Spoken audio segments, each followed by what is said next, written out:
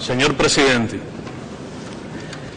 graves e inminentes peligros amenazan la existencia de nuestra especie. Para preservar la vida humana hay que preservar la paz. Solo el empleo de una parte ínfima del enorme arsenal nuclear mundial implicaría el fin de la especie. La única garantía de que las armas nucleares no puedan usarse por estados ni por nadie será su destrucción, junto a la generación de armas convencionales de casi similar letalidad desarrolladas en el periodo reciente. La única solución es el desarme. Para sobrevivir es imprescindible un salto en la conciencia de la humanidad, solo posible mediante la difusión de información veraz sobre estos temas que la mayoría de los políticos esconden o ignoran, la prensa no publica y que para la gente son tan horrorosos que parecen increíbles. Estamos en una nueva época y en nuestra opinión corresponde a esta Asamblea General con toda urgencia, como incesantemente pide Fidel Castro, liderar una movilización mundial para exigir el respeto al derecho de los seres humanos y al derecho de los pueblos a vivir. Construyamos otro orden mundial, fundemos una ética colectiva basada en la solidaridad humana y la justicia. Hallemos solución a los conflictos mediante el diálogo y la cooperación. Cesen el egoísmo y el despojo que llevan a la guerra y al uso de la fuerza. Ante el serio peligro, apartemos lo que nos enfrenta o divide y unámonos para salvar la paz, el planeta y la vida de las futuras generaciones. Señor presidente, especialmente en estas circunstancias, la política de los Estados Unidos contra Cuba no tiene sustento ético o legal alguno, credibilidad ni apoyo. Así lo demuestran los más de 180 votos en esta Asamblea General de las Naciones Unidas, que en los últimos años han reclamado que se le ponga fin al bloqueo económico, comercial y financiero. En el informe del secretario general puesto a nuestra disposición, más de 180 países y agencias del sistema de las Naciones Unidas documentan su oposición a esa política. El rechazo de América Latina y el Caribe es enérgico y unánime. La Cumbre de la Unidad, celebrada en Cancún en febrero del 2010, lo expresó resueltamente. Los líderes de la región lo han comunicado directamente al actual presidente norteamericano.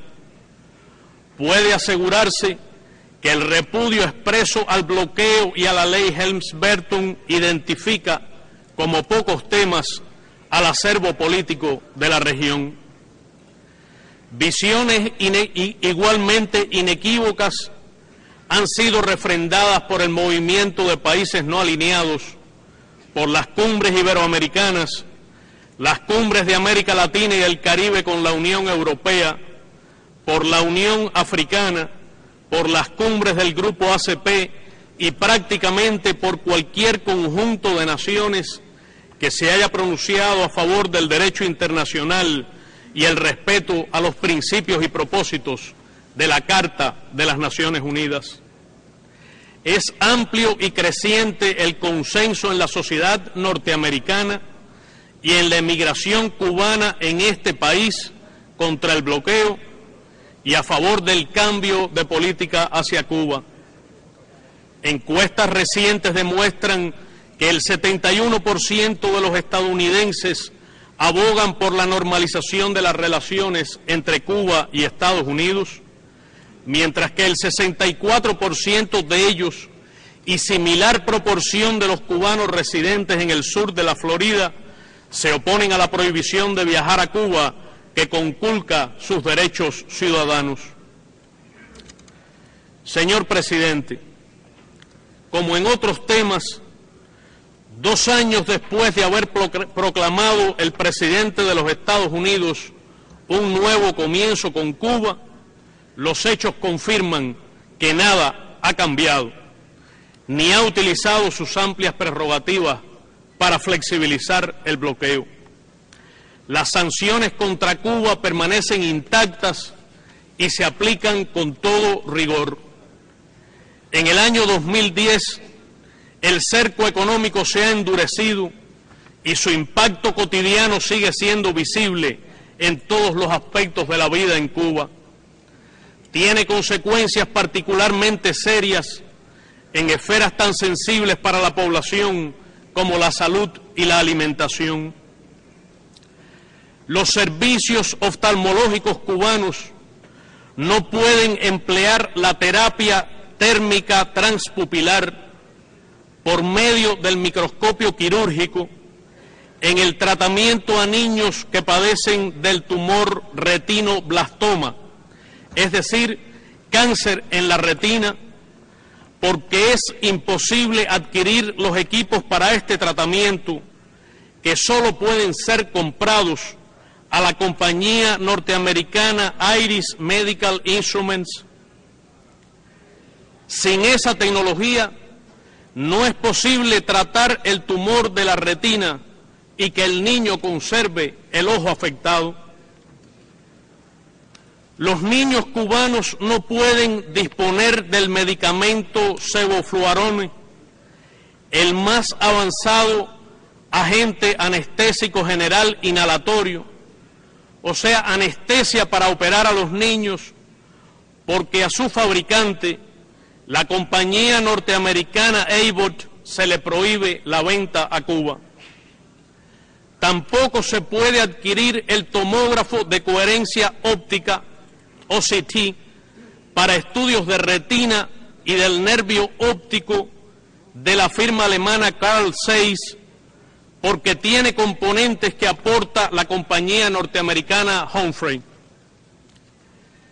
Las onerosas y discriminatorias condiciones que prevalecen para las compras de alimentos norteamericanos, que supuestamente se amparan en una excepción humanitaria, mientras se violan todas las normas del comercio internacional, han repercutido en la drástica disminución de estas operaciones en el último año. Esta realidad no solo perjudica a nuestro pueblo, sino también a los agricultores norteamericanos. Se estaría faltando a la verdad si alguien en esta sala volviera a calificar de socio comercial a un país al que Cuba no puede venderle ni una dosis de medicamento, ni un gramo de níquel. A pesar de que Washington ha autorizado muy selectivamente algunos intercambios culturales, académicos y científicos, estos continúan sujetos a severas restricciones y múltiples proyectos de este tipo no pudieron realizarse debido a las negativas de licencias, visas y otras autorizaciones. Es poco conocido que se prohíbe a los artistas cubanos que actúan en Estados Unidos recibir remuneración por sus presentaciones en este país. Se ha recrudecido la persecución contra los bienes y activos cubanos y contra las transferencias comerciales y financieras desde y hacia Cuba o que involucran a instituciones e individuos establecidos en nuestro país.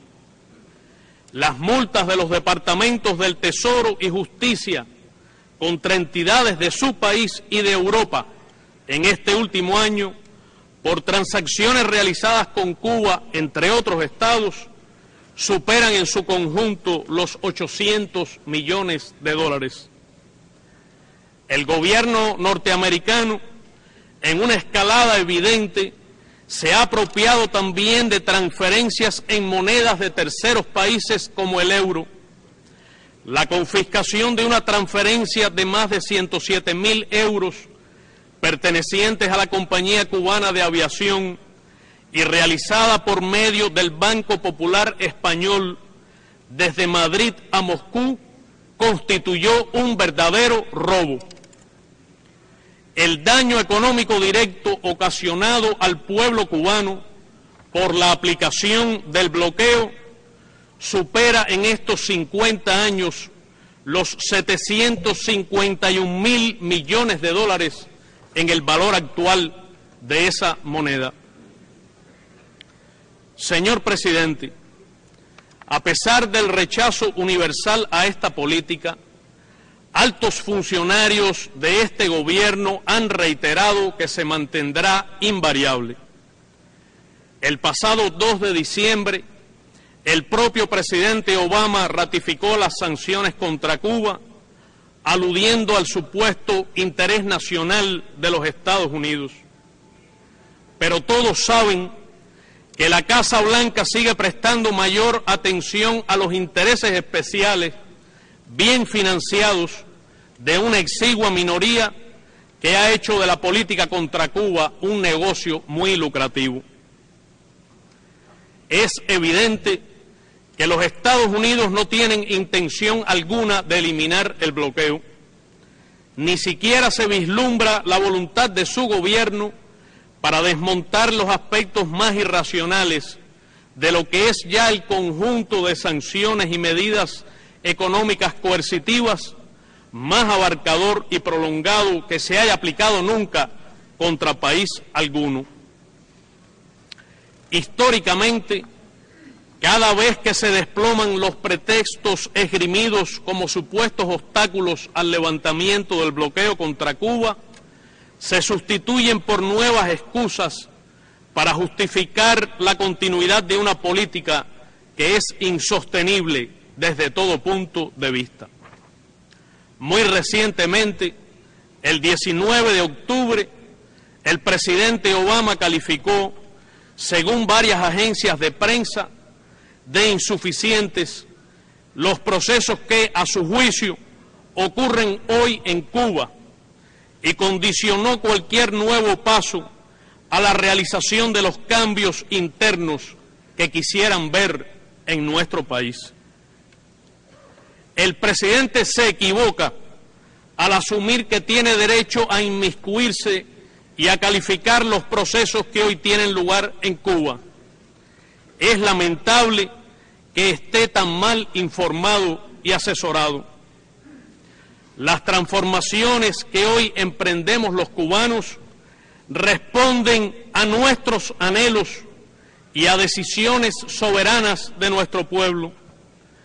Van dirigidas a actualizar y hacer eficiente nuestro modelo económico, perfeccionar nuestra sociedad, ahondar nuestra cultura y desarrollar nuestro socialismo. No se proponen complacer los deseos o satisfacer los intereses del gobierno de los Estados Unidos, hasta hoy siempre opuestos a los del pueblo cubano. Para la superpotencia, todo lo que no conduzca al establecimiento de un régimen que se subordine a sus intereses será insuficiente.